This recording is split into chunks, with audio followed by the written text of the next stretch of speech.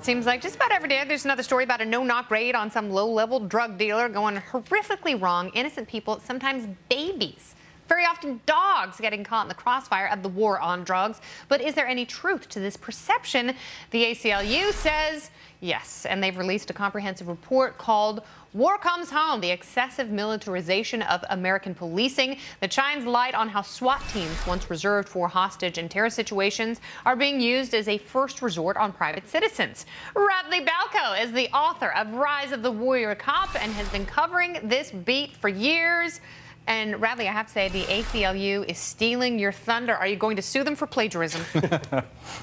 No, it's. I'm just glad to see that more people are making an effort to turn this into a public issue. One of the criticisms I have in the book about this trend is that there really was no public debate or public discourse over whether this was a good idea. So it's a little late, but it's good to see that happening now. And one of the things that they talk about in the report that you've been speaking about for years is a lot of the tools of war are no longer used by the military, so they come home and police departments essentially bid on it before the stuff is destroyed. And what does it mean for police departments to have, armored vehicles and tanks at their disposal? Well, I mean, I think there are some direct concerns. For example, this is stuff that was designed for use on a battlefield that's now being used in American streets and American neighborhoods. But also, I think there's an image problem. There's a mentality problem that when you're using war equipment, when you're dressing like soldiers, when you're trained like soldiers, and when cops are told, on a daily basis that they're fighting a war, that they're going to assume the mentality of a soldier. And that's a dangerous thing because soldiers have a very specific mission, and that's to annihilate a foreign enemy, whereas a police officer's job is to protect our rights and to keep the peace. Radley, there's a lot of awful stats in here. The one that jumps out at me is that 80% of these cases were used just to execute a warrant. 60% of the cases were to execute a drug warrant. Is there a sense in there, do they break it down by how many were no-knock raids, which are the particularly dangerous kind, and or how many of them were like the 3 o'clock in the morning raids where you have this heightened sense of danger that's led to a lot of the actual deaths that have happened because of this? I don't think they made the no-knock distinction. What they did do is they looked at warrants that required forcible entry, and I think that's really the problem.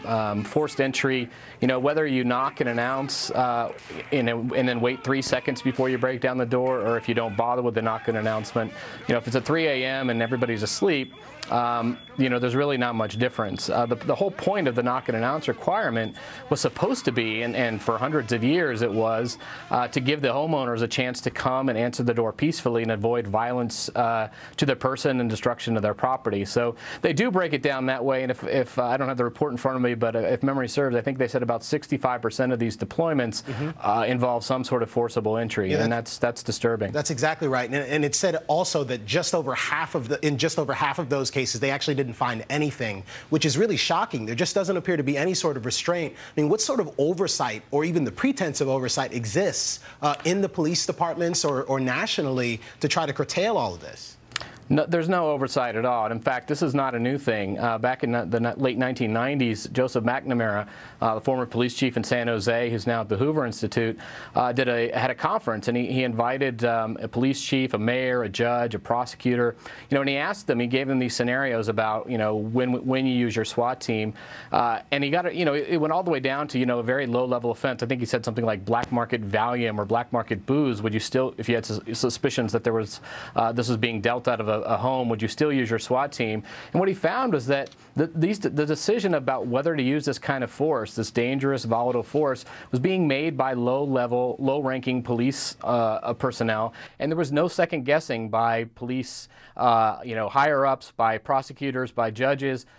This was, the police have no incentive. Their incentive is to look out for themselves, right? To protect their safety and to protect the evidence. Nobody's really looking out for the safety or the civil rights of the citizens who are on the receiving end of these raids. All right, so let me ask you, Radley, you've seen the report. I know you agree with a lot of it. What do you expect to come from the report, and what do you want? I don't expect much. I mean, this is an issue that every 5 or 6 years the mass media takes an intense interest in for a few weeks, whether it's because of a report like this or a particularly high-profile raid that went wrong. Lots of people are outraged. I do a round of TV interviews, and then things go back to the way they always were. I mean, this is this is repeated like this for about the last 25 years.